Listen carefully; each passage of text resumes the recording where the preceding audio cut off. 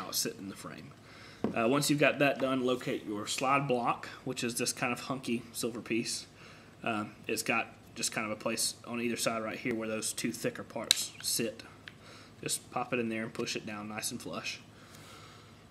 And then you've got your slide catch, which is this flat piece with a little piece of spring on it right here. That spring is going to become important in just a minute. We're going to take that that slide lock, or slide catch rather, and you want to put it on the inside of this. It goes about right there and just slides under that slide block, and the back part of it just goes over the edge of the frame, and it sits right inside that little bracket.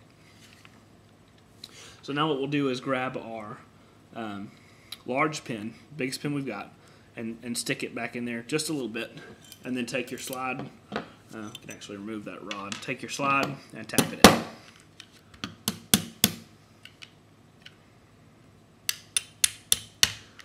No major force needed.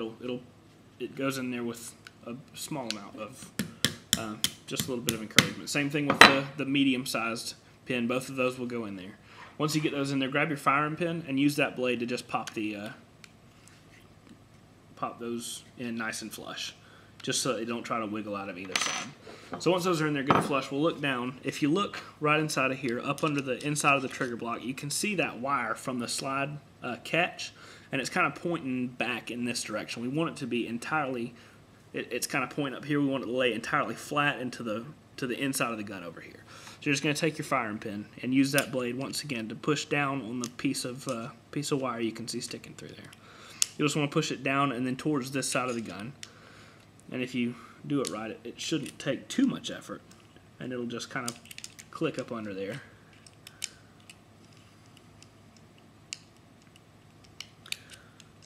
Takes some practice. Again, this is not the most beautiful way to take apart a Glock or put it back together. It takes a little bit of practice and effort and finesse and all that fun stuff.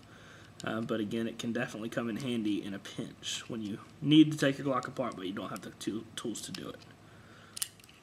Alright, now that I've finally gotten the dang thing in, I found actually during the course of this that it's easier to use the catch part of the firing pin, this little kind of hook thing, to reach around the slide block like this and manipulate it that way. But either way, that just kind of takes some doing, so you'll figure that out as you go. But at this point, the slide is fully assembled except for one piece, which is this plastic pin that goes in the back. We're going to hang on to that because we need it to put the slide back together. So set your frame aside. We'll move on to the slide. The firing pin is what has to come first. Find your firing pin and the black sleeve. That black sleeve goes over the firing pin from front to back. There's a notch cut in that sleeve for the striker catch to catch on. Once you get that done, we're going to put the spring back on. This is the tricky part.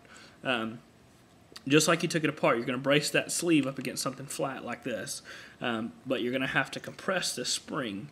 And when you do that spring, you can see the firing pin has a tendency to sink to the bottom, so you're going to want to hold it up like this, because if it sinks down too low to the bottom, you can't get to the neck of this firing pin, which I'll show you.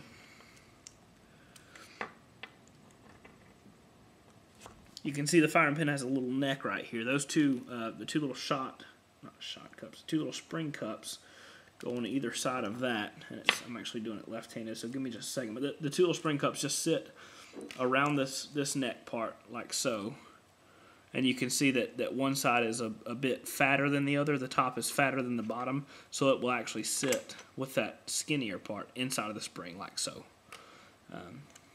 And again, this is probably the most tedious part about reassembly, is trying to get these on right. Just make sure you don't drop the spring while you're doing this, because if the cup halves aren't on there securely and you let go of the spring, it's going to sling one of the cups across the room, and you'll be hard pressed to find it, which is not good, because the gun literally can't function without these. Again, it's tedious. I've already tried twice and not gotten it. So just stick with it. You will get it eventually. Patience is a virtue. And there we go. Once you get it together, you can just see that the spring is compressed. The two halves of the cup are in there, and they make almost a seamless little circle around right here, just below the firing pin. So once all that's together, you've got your you've already got your extractor in from earlier. You're just going to take the firing pin and drop it in the slide. There's only one way it can go. You can't mess that up.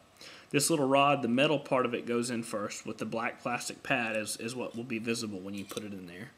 So it goes in just like that. At this point, we'll take our backing plate. The backing plate has two sides. One has little ridges right here that run across the backing plate like so. Then the other side has like a circle pattern in the middle with a little like a vertical oval. The side that goes out is the one with the ridges. So you put that on with the ridges facing out. Take your plastic pin that we haven't put back together yet, and you can see the rim of that sleeve right there. You're going to take your black plastic pin and press that sleeve enough to get the backing plate over the sleeve. So once you've got that together, you can see that the backing plate is holding that sleeve in place. Then the only obstacle we have left is that other little pin with the black plastic pad. Just take that plastic pin and push that black plastic pad until you can get the backing plate over it.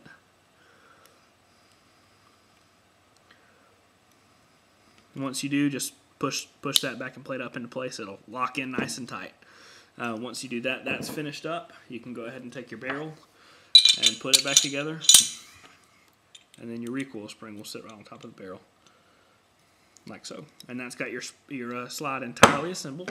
The only thing left is to take this little plastic spring. We're going to want to push down on the back of this assembly, make sure it's well seated, the trigger assembly here, and then just take that pin, and it's easy to slide in there.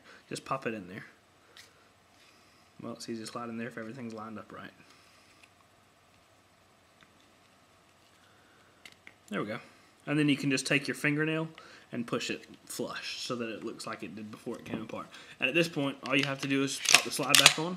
Then we're going to function check. Again, make sure that there's no ammo in it. Check it. Always check it visually and manually. Stick your finger in there. Make sure you don't feel anything.